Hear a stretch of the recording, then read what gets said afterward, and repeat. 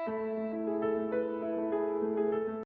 दोस्तों, अपने financial goals को इन्वेस्टमेंट करके पूरा करने का सबसे बेहतरीन इंस्ट्रूमेंट है म्यूचुअल फंड्स।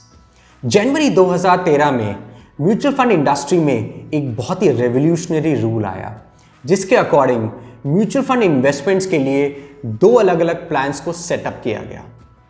एक है डायरेक्ट प्लान, दूसरा है रेगुलर प्लान। इन दोनों प्लान्स में क्या डिफरेंस है और आपको अपने लिए कौन से प्लान को चूज करना चाहिए, यही हम आज की वीडियो में बात करने वाले हैं। सो दोस्तों, इस वीडियो में एंड तक बने रहें और आपने अगर अभी तक भी इस चैनल को सब्सक्राइब नहीं किया है तो बेल आइकन को प्रेस करके आज ही इस चैनल को सब्सक्राइब करें।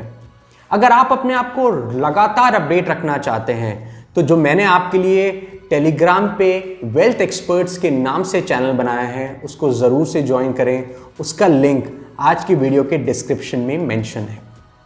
तो दोस्तों, डायरेक्ट और रेगुलर प्लान में क्या डिफरेंस है? डायरेक्ट प्लान में आप डायरेक्टली म्यूचुअल फंड कंपनी से डील करते हैं। आप अपनी नॉलेज, एक्सपर्टीज या रिसर्च को यूज करके खुद अपना पोर्टफोलियो तैयार करते हैं और उस पोर्टफोलियो को एग्जीक्यूट करते हैं म्यूचुअल फंड कंपनीज के ऑफिसेज जाके या उनके ऑनलाइन पोर्टल्स के थ्रू।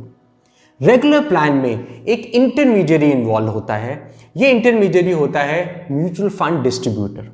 ये म्यूचुअल फंड डिस्ट्रीब्यूटर आपकी रिस्क एपेटाइट और फाइनेंशियल गोल्स के अकॉर्डिंग आपका म्यूचुअल फंड का पोर्टफोलियो रेडी करता है और उन इन्वेस्टमेंट्स को एग्जीक्यूट भी करता है। अब अगर म्यूचुअल फंड डिस्ट्रीब्यूटर इन्वॉल्व है तो ऑब्वियसली इन प्लान्स में कोई ना कोई उनका कमर्शियल बेनिफिट होना भी जरूरी है। यही डिफरेंस होता है एक डायरेक्ट प्लान और रेगुलर प्लान में। डायरेक्ट प्लान में सिंस आप कंपनी से डायरेक्टली डील करते हैं तो जो उस डिस्ट्रीब्यूटर का कमर्शियल बेनिफिट है, जिसको हम ब्रोकरेज या कमीशन बोलते हैं, ये इन प्लान्स में नहीं होता है। रेगुलर प्लान में जो एक्सपेंस रेशो होता है, जिसको टोटल एक्सपेंस रेशो बोलते हैं, उसमें इनका जो कमीशन या ब्रोकरेज होती है वो भी इन्वॉल्व होती है। And that's a reason regular plan के एक्सपेंस रेशो और टोटल एक्सपेंस रेशो एक डायरेक्ट प्लान से हमेशा ज़्यादा होता है। डेट फंड में और medium to long term debt fund में ये जो डिफरेंस है एक्सपेंस रेशो का, वो करीबन 30 से 60 पैसा होता है और इक्विटी फंड में 50 से 90 पैसा का आसपास होता है पर एनम। इस तरह से रेगुलर प्लान का expense ratio due to this commission और ब्रोकरेज डायरेक्ट प्लान से हमेशा ज़्यादा होता है। इसी वजह से डायरेक्ट प्लान्स के returns over a period of time regular plan से हमेशा ज़्यादा होते हैं और उनकी न्याय भी ज़्यादा होती है, बिकॉज उनका एक्सपेंस रेशो कम होता है। अब दोस्तों, आपको कौन सा प्लान को चूज करना चाहिए, इसके लिए मैं आपको बहुत ही सिंपल सा थंब रूल बताने वाला हूं। आपको डायरेक्ट प्लान कब चूज करना चाहिए?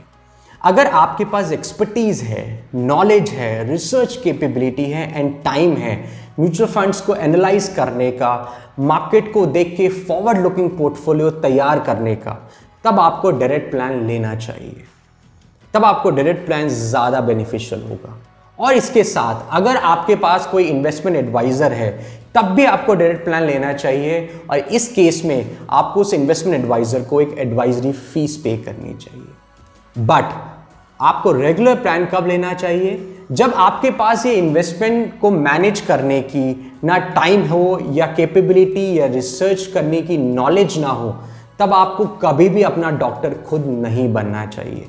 इस केस में आपको एक म्यूचुअल फंड डिस्ट्रीब्यूटर की हेल्प लेके एक अच्छा forward looking portfolio mutual funds में तैयार करना चाहिए और उन इन्वेस्टमेंट्स को उसकी हेल्प से एग्जीक्यूट करना चाहिए। इन दिस केस आपको रेगुलर प्लान लेना चाहिए।